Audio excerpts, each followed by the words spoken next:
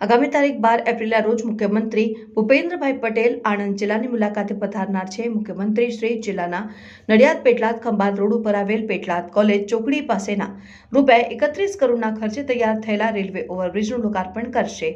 મુખ્યમંત્રીની આણંદ જિલ્લાની મુલાકાતને ધ્યાને લઈ જિલ્લા વિકાસ અધિકારી સુશ્રી દેવાહુતીના અધ્યક્ષસ્થાને કાર્યક્રમના સુચારુ આયોજન અમલીકરણ અર્થે સંબંધિત વિભાગના અમલીકરણ અધિકારીશ્રીઓ સાથે કલેક્ટર કચેરી ખાતે બેઠક યોજાઈ। બેઠકમાં નિવાસી અધિક કલેક્ટર R.S. દેસાઈએ વિવિધ વિભાગના અધિકારીઓને તેમના કાર્યક્ષેત્ર અંતર્ગત કરવાની થતી કામગીરીથી માહિતગાર કરી કાર્યક્રમના સ્થળ, હેલીપેડ, રસ્તા, ટ્રાફિક સહિતની આનુષંગિક તમામ વ્યવસ્થાઓ સંદર્ભે ઉપસ્થિત અધિકારીઓને જરૂરી સૂચના માર્ગદર્શન આપ્યું। બેઠકમાં નાયબ વન સંરક્ષક સુરેશ મીણા, પેટલાદના મદદનીશ કલેક્ટર ઉપસ્થિત તમામ વ્યવસ્થાઓ સંદર્ભે ઉપસ્થિત અધિકારીશ્રીઓને જરૂરી સૂચના અને માર્ગદર્શન આપ્યું।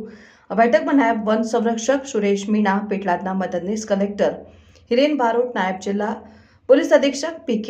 દિયોરા, આણંદ પ્રાંત અધિકારી મયુર પરમાર, બોરસદ પ્રાંત અધિકારી અમિત પટેલ સહિત વિવિધ વિભાગના અધિકારીઓ ઉપસ્થિત રહ્યા હતા।